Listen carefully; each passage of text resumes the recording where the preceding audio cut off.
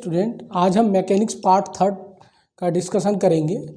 इसके डिस्कशन से पहले आपको बता देना चाहेंगे कि आप इस वीडियो लेक्चर को ज़्यादा से ज़्यादा लाइक, शेयर और सब्सक्राइब करें, ताकि कि यह ग्रामीण क्षेत्र, रूरल क्षेत्र या अर्बन एरिया के बच्चों को इसका ज़्यादा से ज़्यादा लाभ मिल सके। तो आज का हम टॉपिक डिस्कस करने जा रहे हैं एनालिटिकल मेथड। हम वेक्टर का रिप्रेजेंटेशन एनालिटिकल मेथड के जरिए कैसे करते हैं उसको हम डिस्कस करेंगे। तो आप देखें कि एनालिटिकल मेथड को समझने के लिए आपके सामने यह आपका एक्स एक्सिस होता है, आपको पता है। यह आपका वाई एक्सिस होता है और ये आपका जेड एक्सिस होता है। एनालिटिकल फॉर्म में रिप्रेजेंट करने के लिए एक्स एक्सिस को आई से रिप्रेजेंट करते हैं,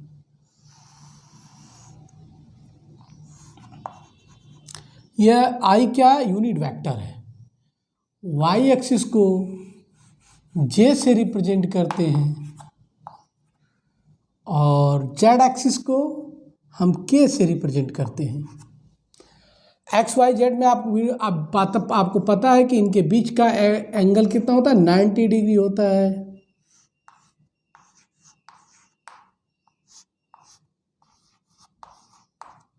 सपोज फॉर एग्जांपल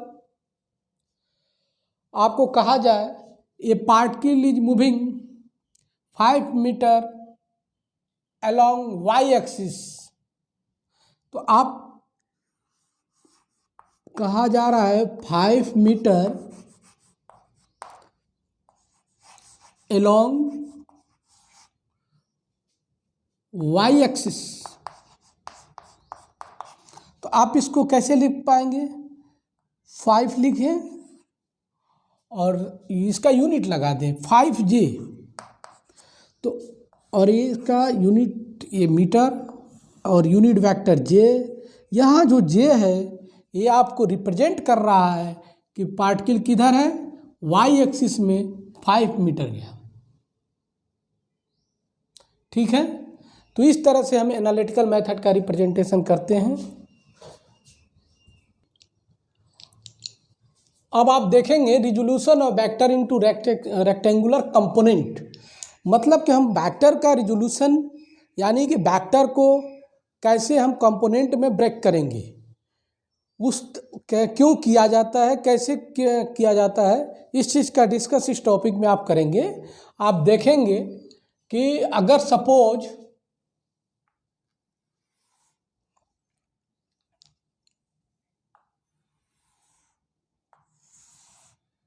यह आपका एक्स एक्सिस है, यह आपका वाई एक्सिस है,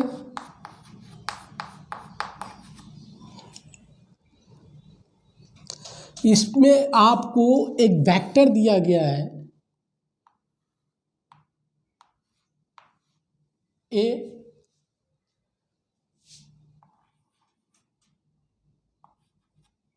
यह एंगल थीटा पे है। हमें इस वेक्टर को रिजॉल्व करना है एक्स एक्सिस के लॉन्ग और वाई एक्सिस के लॉन्ग। तो इसके लिए हम करते क्या है कि इसका एक कंपोनेंट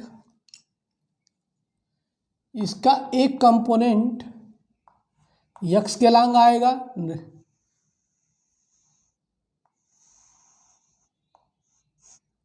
दूसरा कंपोनेंट वाई के लॉन्ग होगा,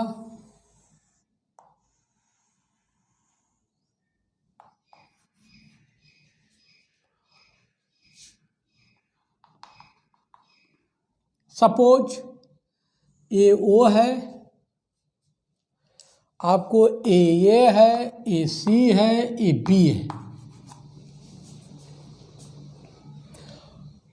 तो आप देखेंगे जस्ट जैसे आप सपोज एक गन्ना ले लें या कोई भी लकड़ी ले लें, दो उसको बीचों बीच फाड़ दें और उसको 90 डिग्री पे रिप्रेजेंट कर दें, तो क्या होगा, 90 डिग्री पे रख दें एक दूसरे कंपोनेंट को या टूटे हुए भाग को, फिर उसको अगर जोड़ना पड़े तो सेम उसी वही रिजल्ट आए। तो उसी तरह से कुछ इस वेक्टर के भी फॉर्म में होता है कि आप इसको आप देखेंगे कि इसको रिजॉल्व कैसे किया जाता है, तोड़ा कैसे जाता है, क्योंकि मैकेनिक्स में दो ही चीज़ सीखना है, तोड़ना और जोड़ना। तो आप देखेंगे अगर वेक्टर ए है, इसको अगर हम रिजॉल्व करते हैं तो वेक्टर ए का एक कंपोनेंट ए एक्स इधर आता है, एक्स के लांग मान लो, एक कंपोनेंट ए वाई इधर आता है, वाई के लांग। तो आप इसी को सॉल्व करेंगे तो आप यहाँ देखें, ये साइड जो होता है, ये साइड इक्वल होता है, ये साइड आपको भी पता है कि ये साइड इक्वल है। तो आप यहाँ पे देखें नोटेशन को, where OC equal to vector A का मैग्नीट्यूड, वेक्टर ए का मैग्नीट्यूड, वेक्टर ए है इसका मैग्नीट्यूड, तो वेक्टर ए का मैग्नीट्यूड क्या है भाई, मान लो ए है। OB आपको कंपोनेंट जो रिजॉल्व किए हो ए वाई है, और OA वेक्टर का कंपोनेंट क्या है बच्चों, AX है। आप यहाँ एक चीज़ और देखिए, OB की जो वैल्यू, जो OB का लेंथ है वो AC का भी लेंथ वही है, यानी इसको ऐसे भी लिख सकते हैं, ठीक है। आप वी नो दैट, आपको पता है कि कॉस थीटा का जो रेशियो होता है वह क्या होता है, बेस अपन हाइपोटेनस, यानी OA अपान OC, ओ वेक्टर OA अपान OC।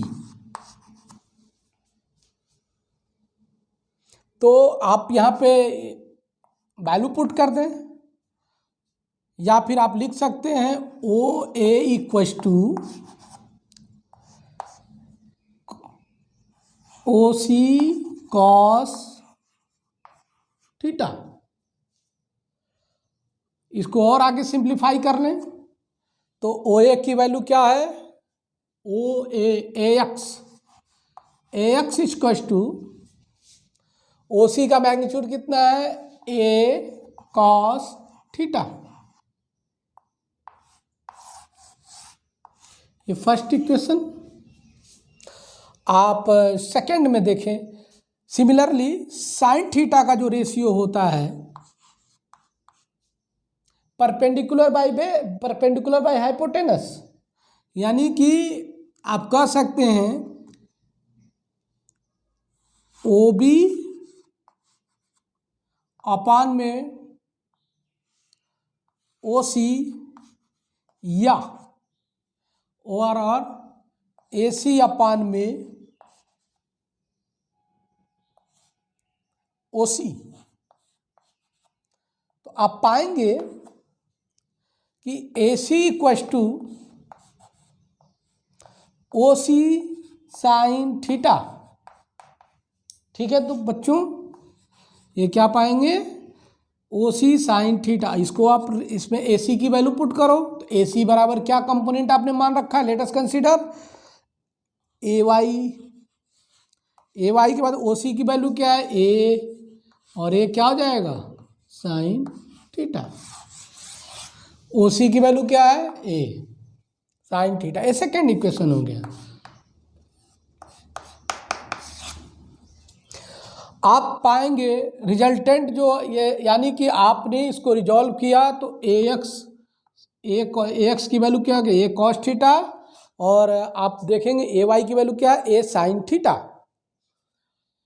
ये तो आप रिजॉल्व किए, यानी कि तोड़ने के बाद AX की वैल्यू क्या आई बच्चों, A कॉस थीटा।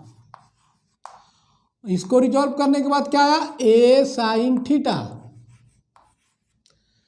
तो आप देखेंगे कि ए कॉस थीटा और ए साइन थीटा तोड़ने के बाद यानी कि रिजॉल्व करने के बाद एक कंपोनेंट आया। अब इसको आप उतारें और इसका रिजल्टेंट जो होगा, इसका जो रिजल्टेंट जो आप अगर समेशन अगर करोगे तो आर इक्वल टू आ जाएगा ए एक्स प्लस ए वाई, यानी कि तोड़ने के बाद जोड़ना। आप पाएंगे कि आर इक्वल टू, नेक्स्ट आप पहले उतार लें तब आगे का डिस्कस करते हैं।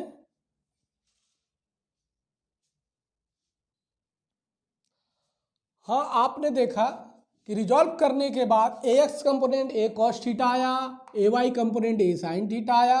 तो इसको आप एनालिटिकल फॉर्म में अगर रिप्रेजेंट करेंगे तो आर इक्वल टू क्या हो जाएगा, यक्स के लंग अभी हमने एनालिटिकल मेथड में बताया कि यक्स को नोटेशन किससे करते हैं, आई से।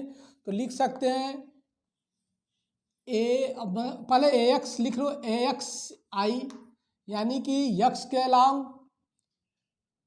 ए का कंपोनेंट प्लस ए वाई जे। इसमें ए एक्स ए वाई की वैल्यू पुट करोगे तो आर इक्वल टू हो जाएगा ए कॉस थीटा आई प्लस ए साइन थीटा जे। आप इसको करें क्या कि इसको ज्योमेट्रिकली रिप्रेजेंट करें तो आप पाएंगे कि ए कॉस थीटा आई को रिप्रेजेंट कैसे करेंगे, ऐसे। इसकी वैल्यू क्या है, ए कॉस थीटा, और आप वाई की जो वैल्यू है जे के टर्म में तो ऐसे करेंगे। और इसमें यह चीज़ याद रखना, कभी भी किसी भी वेक्टर का वेक्टर एडिशन में हेड एंड टेल रूल्स को फॉलो करते हैं, यानी कि किसी भी वेक्टर के हेड पे फर्स्ट वेक्टर के हेड पे सेकेंड वेक्टर का टेल रखना तो एडिशन होता है, यानी कि इसके हेड पे दूसरे वेक्टर का टेल ला दो। तो यानी आपका हो गया ए साइन थीटा, और आप पाएंगे कि रिजल्टेंट क्या आएगा, आपका ए आ जाएगा।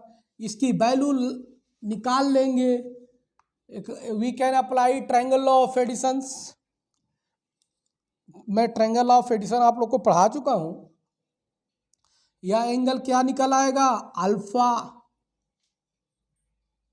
ठीक है बच्चों, तो पहले आप आर निकालिए। तो आर निकालेंगे रिजल्टेंट, आर इक्वल टू क्या हो जाएगा भाई,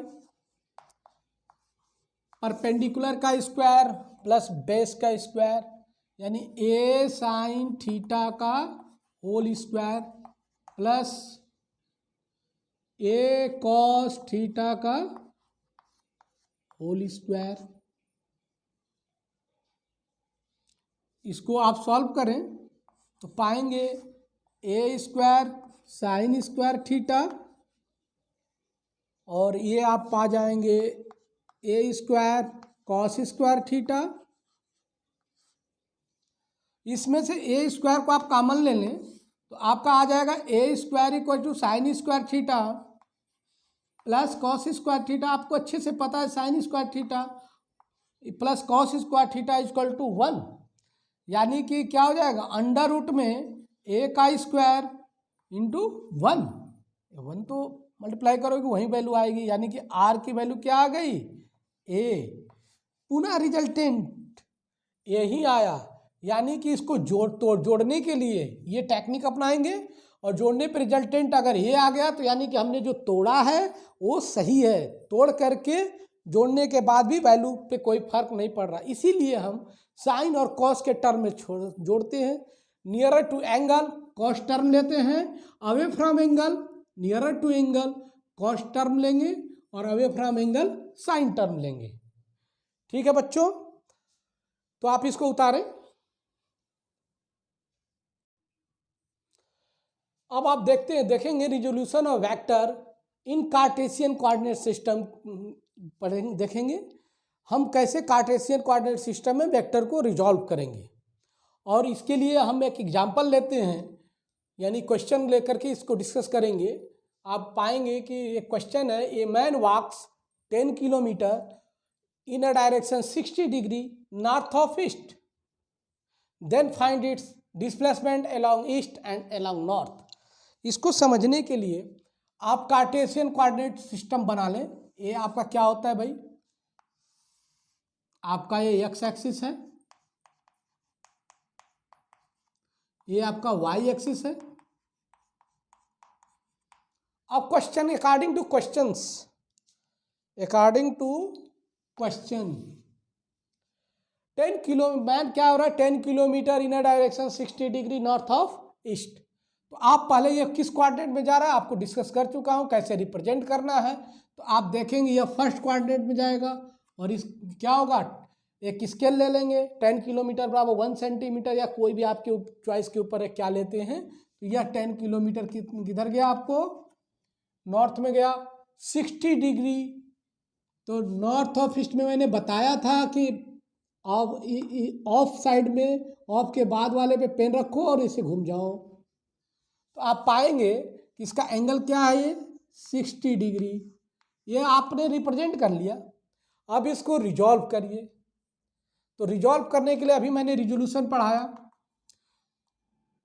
एक्स एक्सिस के अलॉन्ग जो कंपोनेंट आएगा वह एक्स कंपोनेंट क्या हो जाएगा, tan मैग्नीट्यूड कॉस, एंगल क्या है 60 डिग्री, और एक्स वाई एक्सिस के अलॉन्ग क्या आ जाएगा, tan साइन 60 डिग्री। इसको आप सॉल्व करें तो पाएंगे 10 cos 60 की वैल्यू कितनी होती है बच्चों, 1/2।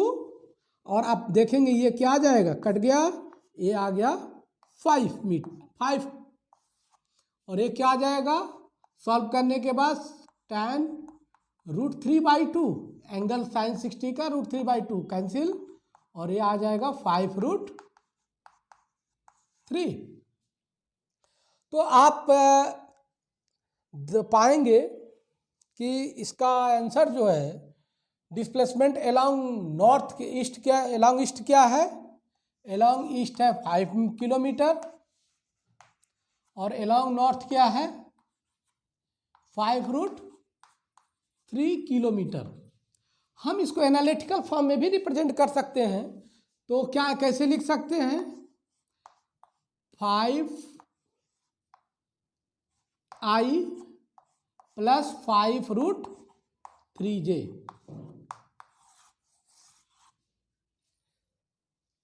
ठीक है, आप इसको उतारें।